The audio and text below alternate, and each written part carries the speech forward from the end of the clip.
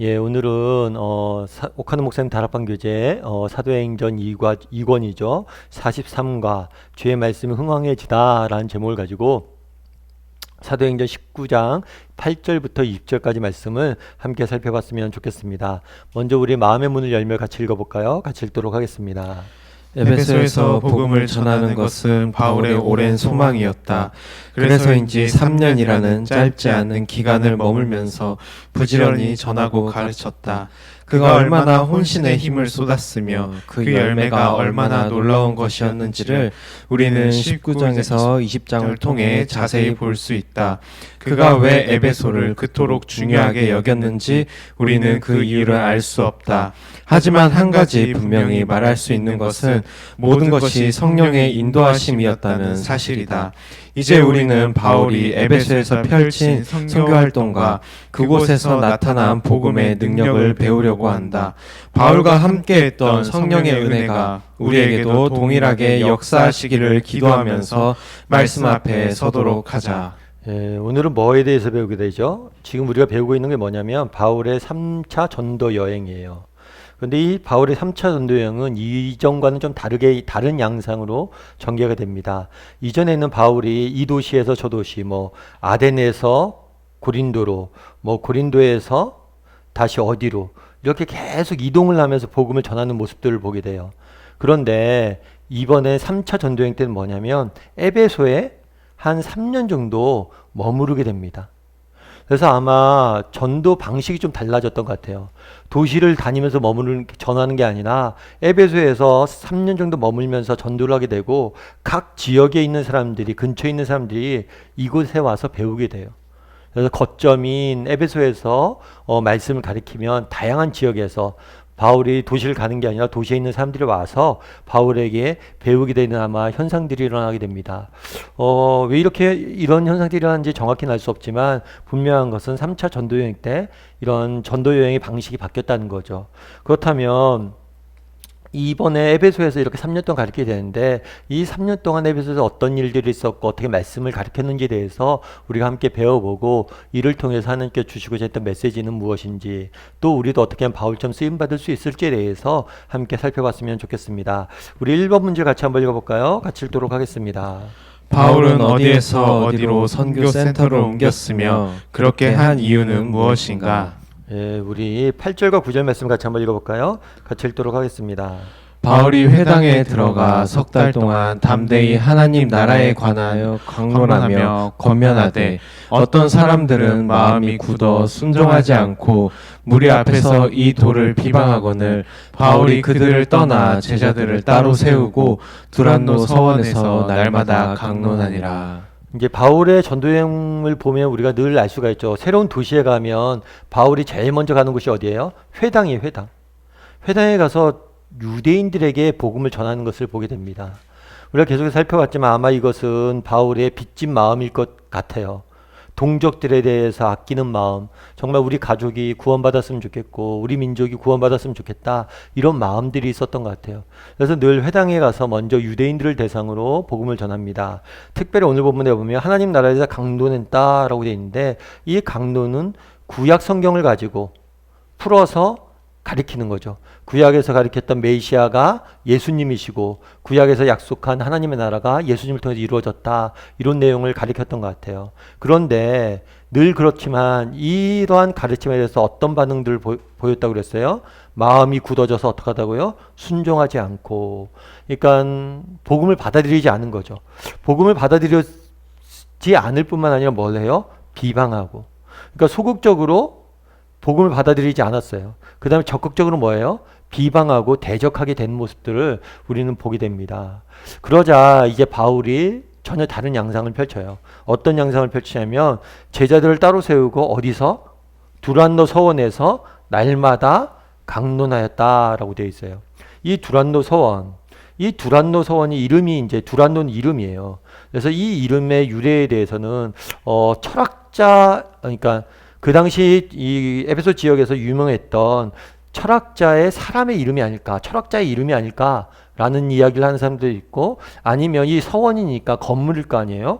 건물 주가 아닐까. 그러니까 결국에 두란노는 사람 이름이에요. 이름인데 이 사람이 누구냐면 그 당시 유명했던 철학자나 혹은 건물주가 아닐까 이런 생각들을 합니다. 뭐 예전에 저희 지금 영어도서관 옆에 JS 콥이라는 여러분 건물이 있는 거 아시죠? 그 JS 콥이 한 번은 그런 저기 뭐지? 소문이 돌았대요. 이게 JS 콥이잖아요.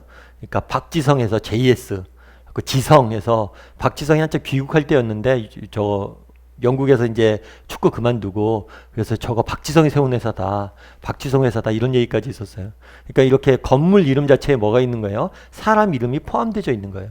그런데 이 두란노 서원이라는 게 이게 건물이거든요.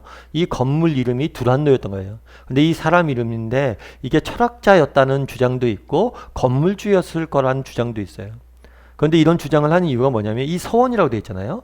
그러니까 이게 뭐 어떤 곳이냐면 이 서원에 모여서 그 당시 이 에베소에도 철학자들이 많았는데 철학자들이 철학 강론을 했던 것 같아요. 철학을 강론하는 철학을 가리키는 그런 학교 비슷한 것 같아요. 그런데 이런 두란노 서원 같은 데는 예를 들어서 이거 중동 지방이잖아요. 유대 지방이잖아요. 그래서 낮 보통 11시부터 한 4시 정도까지는 굉장히 덥습니다. 그렇기 때문에 이때는 휴식 기간이라서 어떤 강론도 진행되지 않아요. 어떤 것도 철학적으로 강론이 진행되지 않으니까 이 시간을 빌려서 뭘 한 거예요? 바울이 이곳에서 전도를 했던 것 같아요. 그러니까 예를 들어서 여러분들 해외 이민교회 같은 경우에 이제 가본 경험들이 계신 분들도 있고 안 계신 분들도 있는데요. 이민교회들 중에서는 외국 교회를 빌려 쓰는 경우가 있어요. 그래서 오전에 외국에서 예배를 드리면 그 교회당 가서 한인들이 오후에 예배 드리고 그런 식인 거예요. 이게 원래 두란노 서원이 그러니까 세속 철학을 가르치기 위해서 세워진 학교라고 보면 돼요. 그런데 그거를 뭘 한 거예요? 임시적으로 낮 시간대 빌린 거예요. 낮 시간대 너무 더워서 어떤 수업도 없고 강론도 없고 사람도 안 보이니까. 그런데 이 낮 시간대 이 휴식 시간을 맞춰서 성경을 가르쳤던 거죠. 게다가 뭐라고 표현되어 있어요? 날마다. 그냥 꾸준히 계속해서 이곳에서 말씀을 가르친 것을 볼 수가 있습니다. 그래서 아까 서론에 나온 것처럼 어느 정도 3년 정도를 이곳에서 계속해서 말씀을 가르쳤던 것 같아요. 자, 그러면 우리 이번 문제를 한번 같이 읽어볼까요? 같이 읽겠습니다. 회당과 두란노 서원에서 바울은 말씀을 강론하는 일에 힘을 쏟았다. 즉 성경을 풀어서 가르치는 데 집중했다. 물론 이것은 원래 바울이 즐겨 사용한 전도 방법이었다. 하지만 3년 가까이 이 일을 계속한 에베소에서는 그 열매 역시 특별했던 것을 발견하게 된다. 아시아에 사는 다 듣더라는 말에 주목하면서 그의 능력 있는 강론으로 인해 나타난 영향을 살펴보라. 예, 10절에 보면 이렇게 됐죠. 2해 동안 이와 같이 하니 아시아에 사는 유대인이나 헬라인이나 다 주의 말씀을 듣더라. 아시아는 지금의 터키 지역입니다. 그리고 최근에 저희가 요한계시록에 대해서 주일날 배우고 있는데 요한계시록 2장과 3장에 나오는 교회들 7교회가 전부 다 이 아시아에 속해져 있는 교회예요. 그리고 이 교회와 더불어 계시록 2장과 3장에 나오지 않는 골로새 교회까지 포함해서 그래서 이 아시아에 있는 교회들이 다 뭐예요? 교회에 있는 성도들이 다 주의 말씀을 들었다. 그러니까 아까 얘기했던 것처럼 에베소에서 말씀을 가리키니까 이 근처에 있었던 라오디기아, 뭐 두아디랴, 그다음 골로새 이런 데서 계속 와서 뭐 하는 거예요? 복음을 듣고 복음을 배웠던 것 같아요. 그렇게 하길 2년 동안, 2해 동안 이렇게 했다라고 이야기합니다. 그래서 앞서 얘기했던 것처럼 처음에 어디 갔어요? 회당에서 갔죠. 근데 회당에서 어디로 쫓겨났어요? 두란노 서원에서 쫓겨났어요. 그래서 이 두란노 서원에서 남의 철학 학교를 빌려서 이렇게 기독교를 가르쳤는데 여기서 큰 부흥이 일어났음을 우리가 알 수가 있죠. 여기서 참 두 가지 면을 우리가 보게 되는 것 같아요. 이 유대인들에 대한 안타까움이 있죠. 참 바울은 정말 하나님은 늘 유대인들을 아끼고 그들에게 먼저 복음을 전하는데 늘 거부해요. 참 안타깝죠. 그러자 이제 뭐 하는 거예요? 다시 이방인들에게 복음이 전했는데 그게 훨씬 더 강력히 나타나는 거죠. 참 성경에 보면 그런 얘기했죠. 처음 된 자가 나중되고 나중된 자가 처음 된다. 딱 이런 말씀인 것 같아요. 그래서 우리는 늘 겸손해야 되는 것 같아요. 내가 지금 어떻다, 아무리 많이 내가 신앙의 영륜도 있고 뭘 안다고 해서 교만해져서도 안 되고 내가 좀 부족하다고 그래도 너무 좌절해도 안 돼요. 왜요? 처음 된 자가 나중 되는 게 또 성경의 원리니까요. 그래서 두란노 서원에서 사역을 했을 때 굉장히 에베소뿐만 아니라 그 일대가 복음으로 강력히 전해지는 열매가 나타나는 것을 우리가 보게 됩니다. 그럼 우리 여기서 알 수 있는 건 뭘까요? 우리 3번 문제 한번 같이 읽어볼까요? 같이 읽도록 하겠습니다. 당신은 말씀을 풀어서 가르치는 시간에 얼마나 열심히 참석해서 배우는가? 그동안 참석했거나 현재 참석하고 있는 프로그램이 있다면 생각나는 대로 말해보라. 예, 한번 나눠봤으면 좋을 것 같아요. 그러니까 그때 뭘 했다고 그랬어요? 두란노 서원에서 바울이 말씀을 가르쳤죠. 그래서 많은 사람들이 열매가 나타났다고 그랬어요. 근데 결국에는 뭐냐면 이런 열매가 나타났던 이유는 뭐예요? 정말 두란노 서원에서 열심히 말씀을 전했고 그것을 배웠기 때문에 이런 열매가 나타났죠. 그럼 우리는 어떠냐는 거예요. 우리에게도 이러한 열심들이 있냐는 거죠. 그래서 한번 이야기를 좀 나눠봤으면 좋겠어요. 여러분들이 이렇게 말씀을 가리키고 배우는 그런 경우들이 있었는지, 얼마나 열심히 참석했는지. 우리는 보통 얘기하면 가장 기본적으로 예배를 드리겠죠. 예배를 통해서 우리는 말씀에 대해서 배웁니다. 뿐만 아니라 우리가 또 지금 뭘 하고 있어요? 다락방에서 참석해서 하고도 있죠. 그리고 우리가 가끔 성경 연구반이나 이런 공부들도 하고 있죠. 그래서 이런 다양한 또 아니면 훈련도 있고요. 이런 것들 참여한 경험들에 대해서 좀 이야기하고 또 이런 경험들 통해서 얻은 유익도 한번 이야기해보고 얼마나 이런 것들에 열심히 적극적으로 좀 참여하고 있는지 참여했었는지 이런 부분에 대해서 한번 점검해 봤으면 좋겠어요. 사실 그 당시에 두란노 서원에서 이렇게 말씀 가르칠 때 그러니까 지금과는 좀 달라요. 그 당시에 여행이 자유로운 때가 아니에요. 지금 우리가 코로나에서 여행을 못 가긴 하지만 코로나 없을 때 어땠어요? 미국도 그렇게 쉽게 갈 수 있고 요즘은 어디든지 쉽게 갈 수 있잖아요. 하지만 그 당시에 타 지역으로 간다는 건 쉬운 문제는 아니었습니다. 그런데 타 지역으로 가서 뭘 해요? 성경 말씀을 배우잖아요. 뿐만 아니라 아까 언제 배웠다고 그랬어요? 낮에 배웠어요. 왜 낮에 했어요? 그때는 쉬는 시간이고 학교가 쉬는 시간이고 그때는 더워서 아무도 움직이지 않는 시간이에요. 그런데 그 무더위에 그곳에 모여서 뭘 한 거예요? 사람들이 말씀을 배운 거예요. 그것도 날마다. 우리는 성경을 그냥 두란노에서 가르쳤고 말씀을 배웠다 해서 이게 간단한 일이구나 하는데 이게 쉬운 일이 아닙니다. 날 덥고 막 진짜 날이 더워서 일을 못할 정도예요. 그러면 그 시간대 누구든지 그런 데 가서 쉬고 싶죠. 낮잠도 자고 싶고. 그런데 그 시간을 뻘뻘 땀 흘리면서 가서 배우고 가르친 거예요. 그러니까 보통 쉬운 일이 아니죠. 우리나라도 마찬가지예요. 초대교회 우리나라 처음에 선교사들이 와서 말씀을 전했을 때 이야기를 들어보면 막 말씀 사경회 같은 게 이제 교회에서 열리잖아요. 그럼 사람들이 쌀을 가져온대요.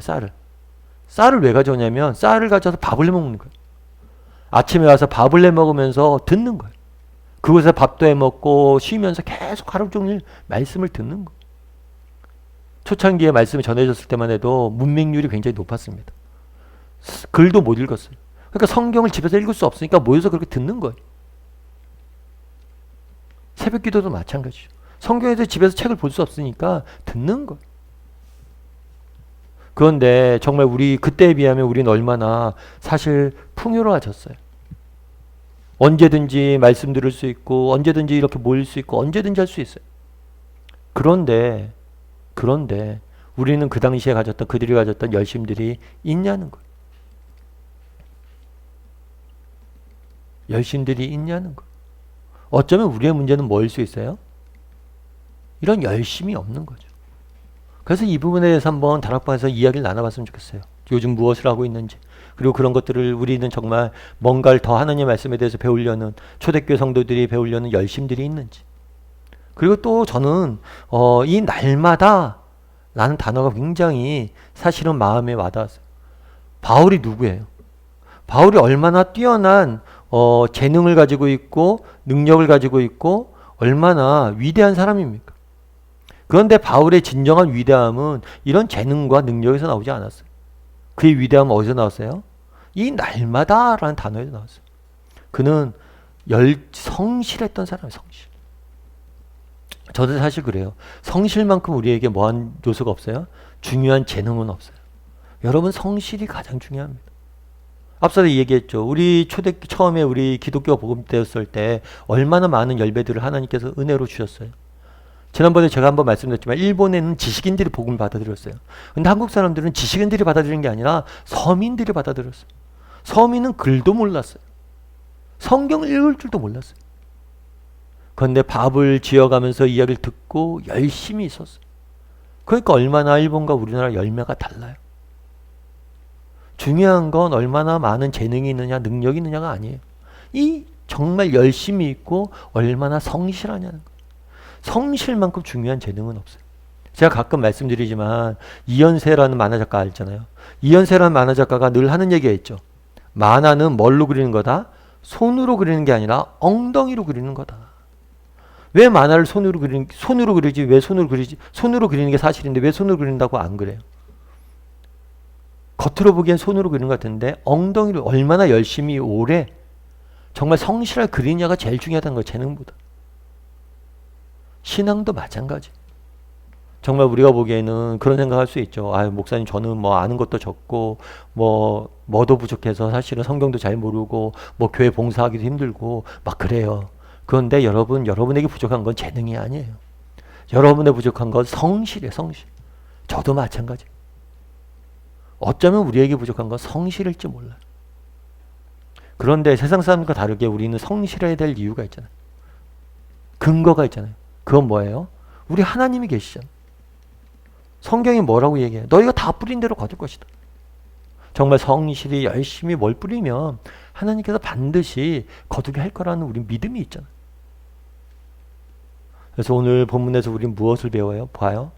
정말 이들이 가지고 있던 열심과 성실. 우리도 정말 하나님을 배워가고 닮아가는데 이런 열심과 성실이 있느냐? 여러분 정말 영적인 건 더 그래요. 정말 인간의 능력이 부족해서 뭘 못하는 건 없어요. 중요한 건 뭐예요? 열심과 성실이 있냐는 거. 우리가 열심과 성실을 가질 수 있는 근본적인 이유가 있잖아요. 뭐예요? 우리 하나님이 계시기 때문에.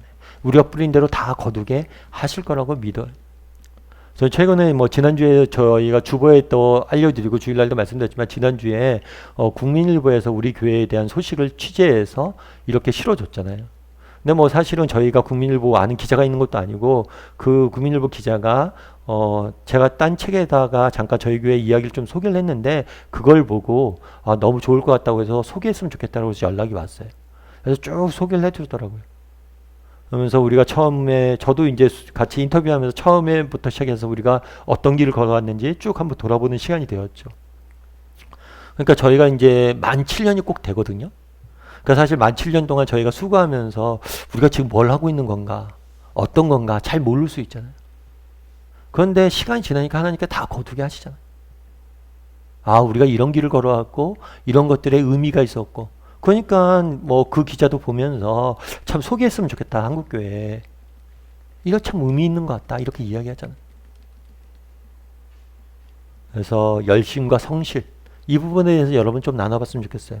이 초대교회 성도들이 가지고 있었던 열심과 성실이 우리에게 있었는지, 바울에게 있는 열심과 성실이 우리에게 있는지, 바울이 어떻게 이렇게 많은 열매 맺을 수 있었습니까? 열심과 성실이 있었기 때문이에요. 그 부분에서 말씀을 배우고자 하는 열심과 성실이 있는지 한번 나눠봤으면 좋겠습니다. 그래서 아침 묵상도 마찬가지예요. 아침 묵상 우리가 매일 하잖아요. 그것도 정말 그렇게 쌓이는 게 실력이에요. 그리고 사실은 저는 그런 생각도 해요. 이제 부모가 돼 보니까 참 우리 부모님들에 대해서 다시 한번 돌아보게 돼요. 정말 우리 부모님들이 날마다 우리를 먹이고 입히고 평생을 그렇게 수고했잖아요. 그런데 그게 얼마나 귀한 것인지 사실은 잘 몰랐어요. 그게 정말 귀한 거. 그래서 우리 부모님들은 다 존경받을 만해요. 왜요? 정말 날마다 성실히 자녀를 양육했잖아요. 우리의 삶이 다 그런 것 같아요. 그래서 여러분들 정말 얼마나 우리가 성실히 열심히 일들을 감당하고 있는지 말씀을 배우려고 하고 있는지에 대해서 좀 이야기를 나눠봤으면 좋겠습니다. 우리 4번 문제 한번 같이 읽어볼까요? 같이 읽도록 하겠습니다. 에베소에서는 특별히 바울을 통해 신유의 은사가 나타났다. 어떤 일들이 있었는가? 사도행전의 기록을 보면 에베소에서 행했던 이적은 바울에게 있어서 전무후무한 사건임을 알 수 있다. 이 사실이 우리에게 가르쳐주는 것은 무엇이라고 생각하는가? 여기서 보면 11절과 12절에 이렇게 됐어요.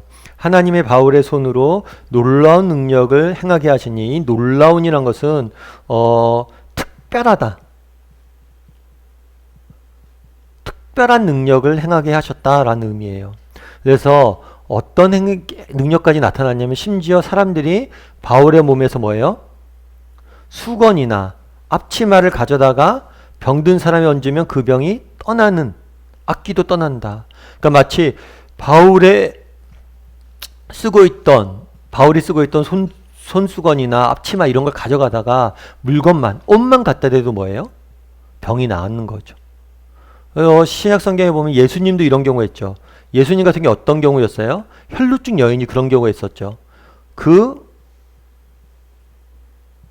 여인이 그 옷만 만져도 내가 병을 날 것이다 라고 믿었고 옷을 만지니까 병이 나았죠.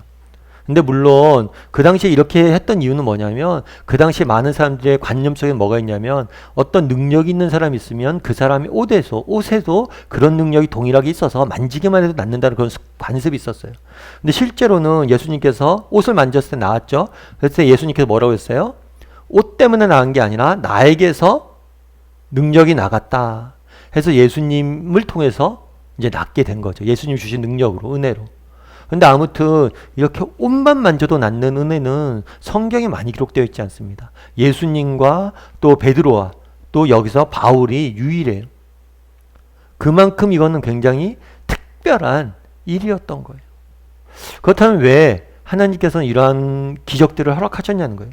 이런 놀라운 기적을 허락하신 이유가 뭐냐는 거예요.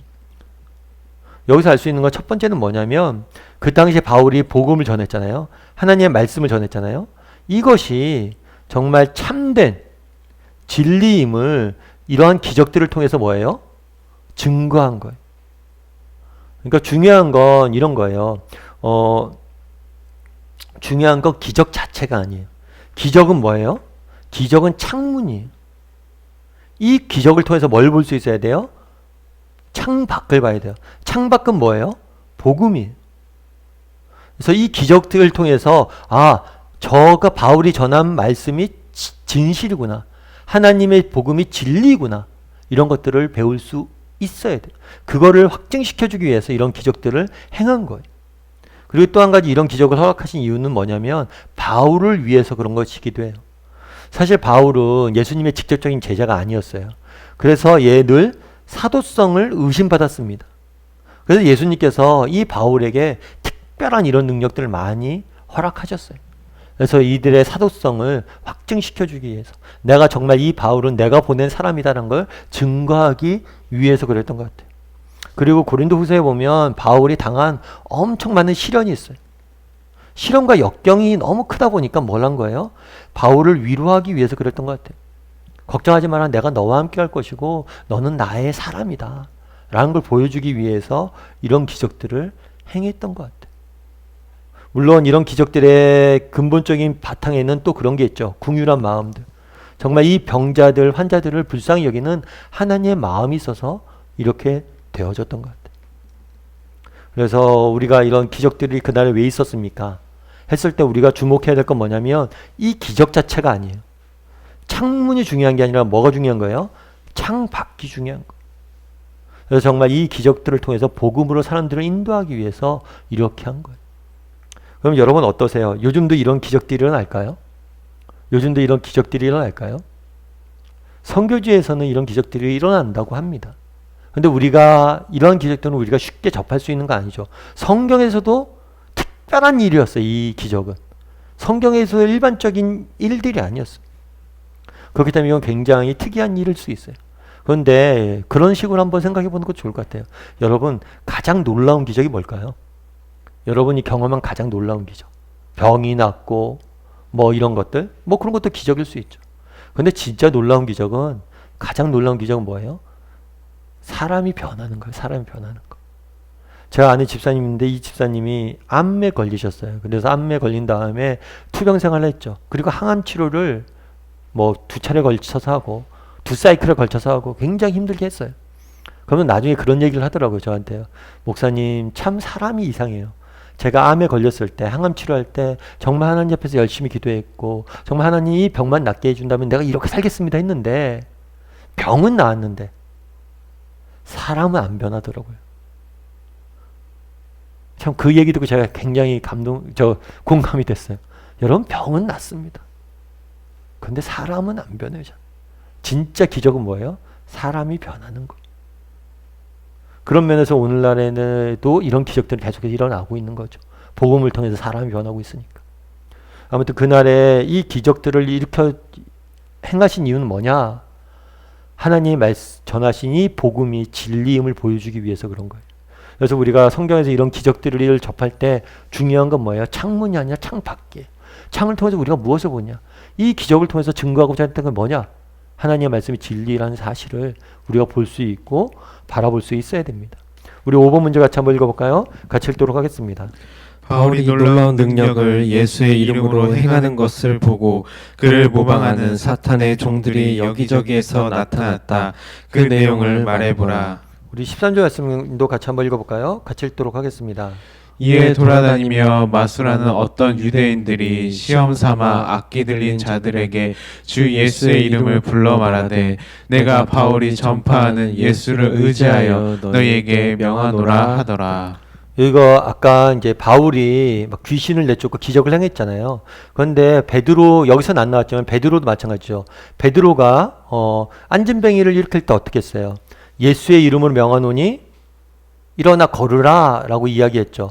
아마 바울도 이렇게 했겠죠. 예수의 이름으로 명하노니 일어나 걸으라, 악귀야 쫓아가라, 이렇게 귀신을 내쫓고 하니까 이것들을 마술사들이 본 거예요. 그 당시 유대인 가운데는 이렇게 마술하는 유대인들이 있었어요. 그래서 이 사람들이 보고 예수의 이름으로 일어나 걸으라 하니까 저렇게 하면 되는 줄 아나 보다. 그러니까 다르게 말하면 이것들 주문처럼 사용한 거예요. 저기에 바울이 쓰는 비법 주문인가 보다. 그래서 우리도 저 주문으로 하면 귀신을 내쫓을 수 있겠다 라고 하면서 예수님에 대해서 믿지도 않으면서 주문처럼 한 거죠. 그런데 아까 혈루증 여인에 대해서 우리가 배웠던 것처럼 옷에 능력이 있는 게 아니라 누구에게 있는 거예요? 예수님에게 능력이 있는 거죠. 그러니까 주문에게 능력이 있는 게 아니라 뭐예요? 예수님과의 관계에 능력이 있는 거예요. 이 예수의 이름으로 라는 말에 능력이 있는 게 아니라 예수님을 믿고 신뢰하고 인격적 관계를 맺음으로 이런 기적들이 나타난 거였거든요. 그런데 이 사람들은 예수님을 주인으로 인정도 하지 않고 정말 예수님을 믿지도 않으면서 그냥 마치 주문처럼 이걸 쓴 거예요. 그래서 뭘 한 거예요? 나을 거라고 기대한 거죠. 그래서 오늘 문제는 안 나와 있지만 혹시 우리는 이런 경우가 없나요? 정말 주문처럼 이렇게 사용하는 경우들이 없나요? 우리는 없나요? 제가 예전에 이제 어렸을 때 처음 예수님 믿었을 때, 어리고 예수님 처음 믿었을 때, 그런데 저희 어머님이 그렇게 가르쳤어요. 엄마, 너 밤길에 너무 무서울 때가 있어. 그러면 저희 어머님이 그렇게 가르쳤어요. 야, 밤길에 무섭잖아. 그럼 주기도문을 외우라고.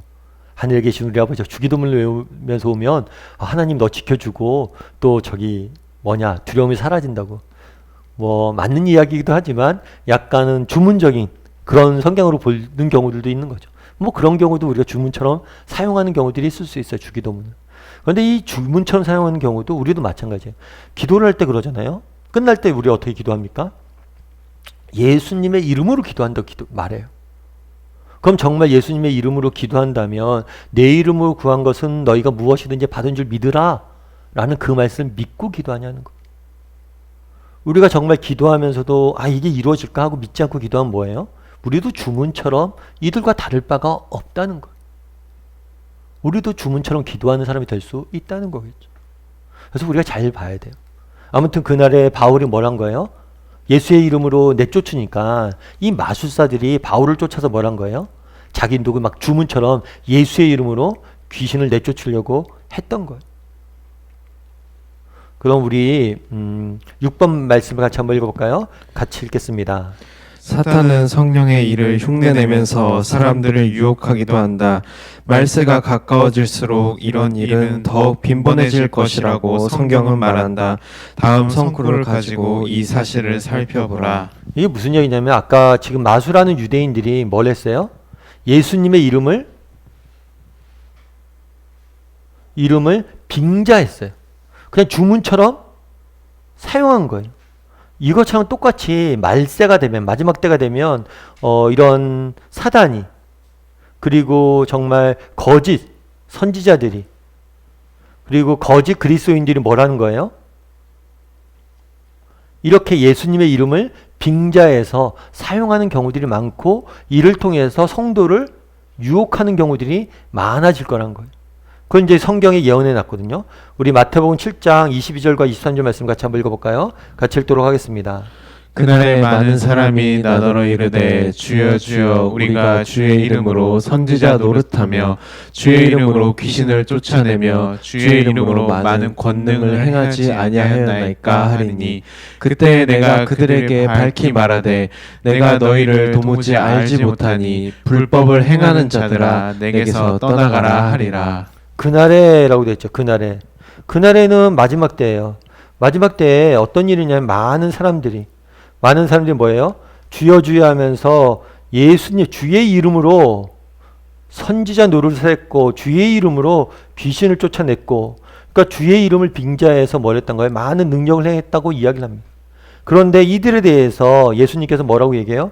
불법을 행하는 자들아 내가서 떠나라. 내가 도무지 너희를 알지 못한다 라고 이야기를 하는 거예요. 다른 식으로 이야기하면 주의 이름 물 계속해서 이야기한다고, 언급한다고, 마치 주문처럼 외운다고 해서 반드시 뭐예요? 하나님의 사람은 아니란 거예요.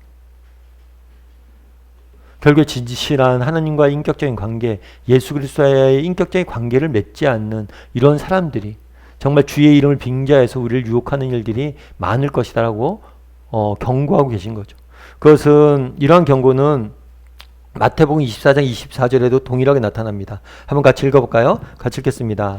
거짓 그리스도들과 거짓 선지자들이 일어나 큰 표적과 기사를 보여 할 수만 있으면 택하신 자들도 미혹하리라. 막 여러 가지 표적과 기사를 하는 거죠. 다르게 이해하면 기적을 막 행하는 거예요. 그런데 이 기적을 행하는 이유가 뭐예요? 우리를 유혹하기 위해서. 그래서 앞서 얘기했던 것처럼 여러분, 이 기적 자체에 우리가 주목하면 안 돼요. 더 중요한 건 뭐예요? 창문이 아니라 창문을 통해서 보는 창 밖에 그 풍경이 중요한 건 복음이에요. 그래서 여러분, 누가 기적을 행한다 그런 것들을 하면 미혹되지 말라는 거예요. 중요한 건 복음을 볼 수 있어야 돼요. 예수님과 여러분들 밀접한 관계를, 친밀한 관계를 맺는 게 중요해요. 그러다 보면 하나님께서 우리 가운데 뭐예요? 기적을, 은혜를 허락하실 때가 있어요. 그런데 내가 이 기적, 병을 낫기 위해서 예수를 믿으면 안 돼요. 물론 우리가 믿음이 적을 때는 그런 경우도 있죠. 내가 인생에 어려움들이 있고 그런 것들이 있을 때, 이런 것들을 예수님 믿으면 낫는다 하더라 해서 믿고 나을 수 있어요. 그런데 중요한 건 뭐냐면, 우리가 신앙이 이제 어느 정도 자랐다 그러면 더 중요한 건 예수님과의 인격적인 관계. 예수님을 믿고 예수님과 깊은 인격적인 관계를 맺다 보면 뭐예요? 자연스럽게 하나님께서 주시는 은혜예요. 이거는 선물이에요, 선물. 그래서 우리에게 이런 선물들을 주시는데, 이 선물에 매혹돼서 정말 선물을 주시는 분이 누구이신지 잊어버리면 안 돼요. 그러다 보면 잘못하면 잘못된 선물에 빠져서 뭐예요? 잘못된 길로 가는 거죠. 그래서 계속해서 신약 성경은 이야기하고 있는 게 뭐냐면, 오늘 본문에 나와 있는 이 뭐예요? 유대인들.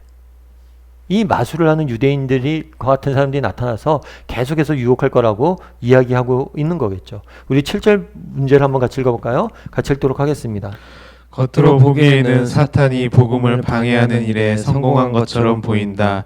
하지만 주께서는 그것까지도 자신의 도구로 사용하고 계신다. 이 사실을 스게와의 아들들의 이야기를 가지고 설명해보라. 예, 우리 14절부터 18절까지 한번 읽어보도록 하죠. 같이 읽도록 하겠습니다.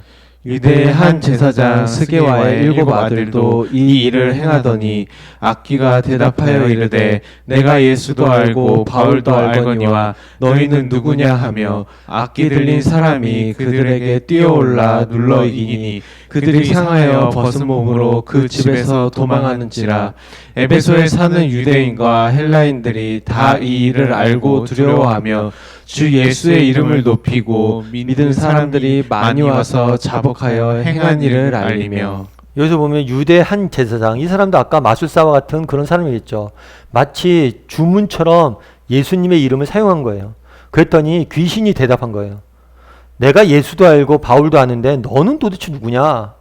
라고 이야기한 거죠. 주문처럼 이렇게 외우니까 이 사람 믿음도 없이 그렇게 외우니까 귀신마저도 웃긴 거예요, 그게. 그래서 그 사람한테 뭐라고 그래요? 누구냐? 그러고 악기 들린 사람이 그들에게 뛰어올라가 뭐예요? 이기니 그들이 상한 몸으로 그 집에서 도망했다 라고 성경 말하고 있어요. 결국에 이 이야기를 통해서 주는 교훈은 뭐예요? 이 주문에는 능력이 없다는 거예요. 예수님의 이름으로 라는 말에 능력이 없는 거예요. 궁극적으로 능력은 어디에게 있는 거예요? 예수님에게 있고, 중요한 건 예수님과의 관계 가운데 우리가에게 능력이 있다는 거예요. 그런데 재밌는 거 그 다음에 그 결과 어떻게 됐어요? 사람들이 다 이 일을 알고 두려워하여 예수 이름을 높이고, 그러니까 사람들이 더 이상 이 주문을 거는 이 마술사들을 쫓지 않은 거죠. 그리고 오직 바울이 전하는 복음을 받아들이고 바울에게만 오히려 더 집중하고 믿게 되는, 예수님을 믿게 되는 중요한 계기가 되었다라고 성경은 이야기하고 있습니다. 우리 8번 문제를 같이 한번 읽어볼까요? 같이 읽도록 하겠습니다. 마귀와 악령들은 누구보다 예수 그리스도에 대해 잘 알며 그를 믿는 성도들을 정확히 분별한다. 그러므로 마귀는 우리를 잘 알고 있기 때문에 오히려 떨며 가급적 피하려고 한다. 이 사실이 우리에게 주는 은혜는 무엇인가? 이게 무슨 얘기냐면, 이게 가끔 그런 경우가 있잖아요. 오늘 본문에서 보면 마귀가 뭘래요?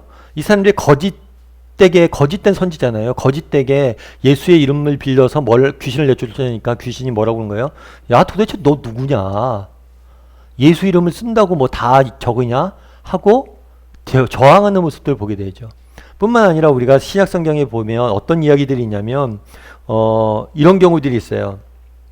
마가복음 5장 6절부터 한번 7절까지 한번 읽어볼까요? 같이 읽겠습니다. 그가 멀리서 예수를 보고 달려와 절하며 큰 소리로 부르짖어 이르되 지극히 높으신 하나님의 아들 예수여, 나와 당신이 무슨 상관이 있나이까? 원하건대 하나님 앞에 맹세하고 나를 괴롭히지 마소서 하니. 예, 그래서 여기 보면 어떻게 되냐면 여기서는 그는 누구냐면 지금 거라사인 지방에 예수님이 가셨을 때 이 이야기예요. 여기서 거라사인 지방에 광인, 귀신 들린 사람이에요. 그는 여기서. 이 사람이 뭘 했냐면 예수를 보고 와서 뭐예요? 절했다. 그리고 예수님이 와서 절했던 건 뭐냐면 예수님이 누군지 안다는 거예요. 그러니까 성경에 보면 되게 재밌는 게 귀신이 예수님의 정체를 명확히 아는 경우들이 있어요. 그리고 오늘 본문에도 그런 거죠. 귀신이 이 거짓 선지자들의 정체를 명확히 안 거죠. 거짓 마술사의 정체를 명확히 안 거죠. 그래서 마치 귀신이 예수님에 대해 정확히 알고 존재를 인정하는 것처럼 보이는 경우가 있습니다. 근데 여기서 두 가지 조심해야 될 게 있어요. 뭐냐면 첫 번째는 뭐냐면 이게 예수님에 대해서 귀신은 알아요. 그런데 이 지식의 한계는 뭐냐면 이 지식이 믿음으로 안내하지 못한다는 거예요. 정말 귀신이, 이런 사단이 예수님이 누군지 알았다면 정말 그에게 복종하고 그를 믿어야 되는데 그렇지가 않아요. 오히려 이 지식을 갖고 뭘 해요? 예수님을 거부하고 대적하는 경우들이 있습니다. 그래서 지식 자체가 중요한 게 아니에요.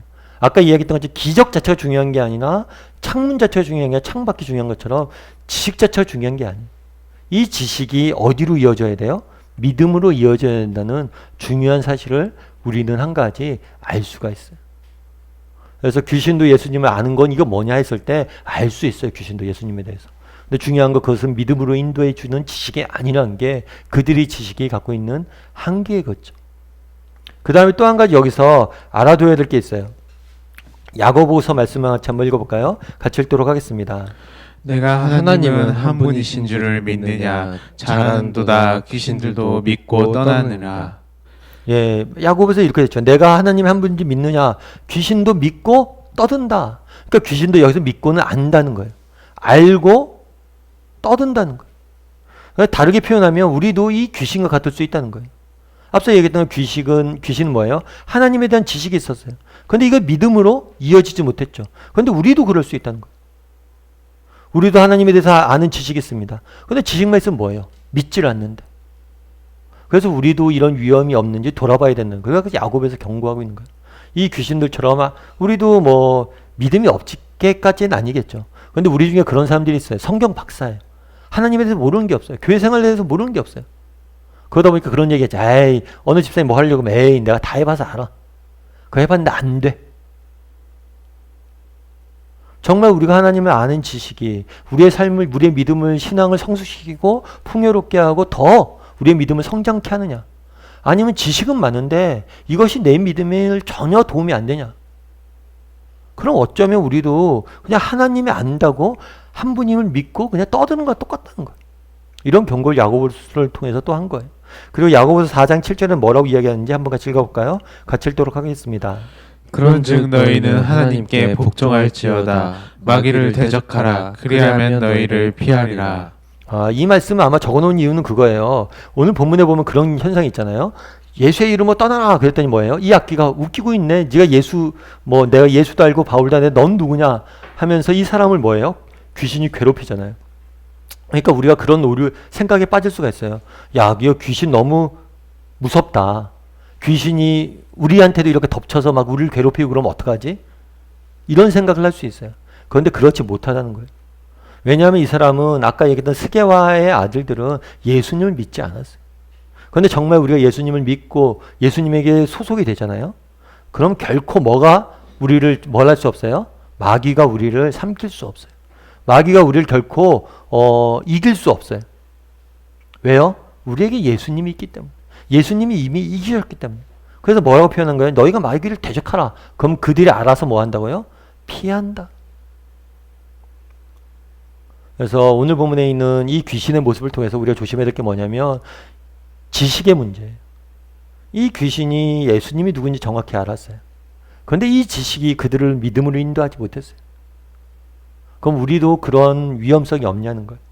우리도 예수님에 대해서 안다 이야기하고 하나님에 대해서 안다 이야기하는데 정말 그것이 우리의 믿음을 성장시키고 하나님을 알게 정말 우리의 영적으로 우리를 풍요롭게 하느냐? 그렇지 못하면 이런 지식이 어쩌면 무익한 지식일 수 있다는 거예요. 그리고 또 한 가지, 정말 귀신이 오늘 사람들 괴롭히잖아요. 하지만 정말 예수님을 괴롭히지 못해. 예수님에 속한 우리를 귀신이 괴롭히지 못해. 그래서 뭐라고 표현해요? 대적하면 피할 것이다. 이 두 사실을 우리가 알아둘 필요가 있습니다. 그럼 구원 문제 한번 같이 읽어볼까요? 같이 읽도록 하겠습니다. 마술사들의 세계에 어떤 일이 일어났는가 이것을 보며 각자 느낀 점을 말해보라. 아까 마술을 하는 유대인들이 거짓으로 예수님의 이름을 했다가 모욕을 당하는 모습들을 보았죠. 그런데 19절에는 또 이렇게 이야기합니다. 19절 말씀 같이 한번 읽어볼까요? 같이 읽겠습니다. 또 마술을 행하던 많은 사람이 그 책을 모아가지고 와서 모든 사람 앞에서 불사르니 그 책값을 계산한즉 은 5만이나 되더라. 그러니까 그런 거죠. 마술을 하던 유대인들은 흉내내다가 모욕을 당했어요. 그런데 이 마술사 중에서 어떤 사람들이 있었어요? 진심으로 예수님을 믿고 그냥 흉내만 낸 게 아니라 단순히 겉모습만 낸 게 아니라 진심을 믿고 이 지식이 믿음으로 이어진 거죠. 예수님을 믿고 믿은 사람들은 뭘 했어요? 그 책을 모아 모든 사람 앞에서 불사르니 그 책값이 은 5만이나 되더라. 이 5만 여기는 드라크마라는 단어가 생략되어 있어요. 이 드라크마는 한 사람의 하루 일당이에요.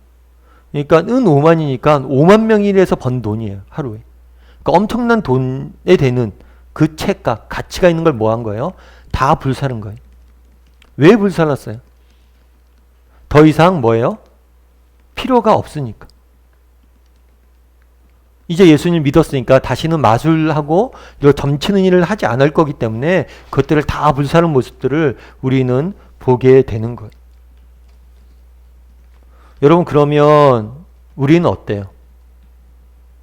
그날의 마술사들은 이 마술사들이 책을 팔아서 불살랐다고 그랬잖아요. 이 책은 그들에게 있어서 뭐예요? 마술하는 사람이니까 생길 수단이잖아요. 그런데 그런 것들 다 불살라버린 거예요. 왜요? 이게 이제 더 이상 필요 없다는 걸 알았기 때문에. 다르게 표현하면 이 사람들은 삶이 뭐예요? 예수님을 믿은 다음에 180도 완전히 변화된 거죠. 그럼 어떻습니까? 여러분들은 예수님을 믿은 다음에 이렇게 삶이 변화되었어요? 여러분들은 이런 변화된 경험을 한 적이 있으세요? 한번 좀 이야기를 좀 나눠봤으면 좋겠어요. 정말 이런 변화된 경험들을 한 적이 있는지. 그날의 마술사들은 뭘 했어요? 정말 예수님을 믿고 나서 뭘 했다고 그랬어요? 자신의 책들을 다 팔아버렸다고 그랬어요. 여러분들은 어떠세요? 이런 경험들을 한 적이 있으세요? 아, 목사님 제가요 예수 믿고 나서요 예전에 저희 부모님들이 그런 거 있잖아요. 부적 같은 거. 그거 쓴다고 막 절 같은 데 가서 돈 막 엄청 들여서 뭐 이렇게 써온 것들 그게 다 얼마나 허망한지 몰랐어요. 그래서 그거 다 버렸어요. 이런 경험들이 있으세요? 정말 예수님을 믿은 다음에 여러분 당신 삶 가운데 어떤 변화가 있습니까? 라고 묻는다면 여러분들은 어떤 변화가 있다라고 대답할 수 있겠어요? 한번 이야기를 좀 나눠보세요. 여러분 어떤 변화가 있습니까? 우리에겐 어떤 변화가 있을까요? 이것들 한번 쭉 얘기를 나눠보면서 정말 예수님을 믿은 다음에 내 삶에 나타난 근본적인 변화에 대해서 좀 이야기를 나눠봤으면 좋겠어요. 그런데 이 변화의 가장 뭐냐면 본질적인 변화는 뭐냐면 변화는 뭐냐면 방향이에요. 방향. 특별히 어떤 방향이냐면 내가 아니라 뭐예요?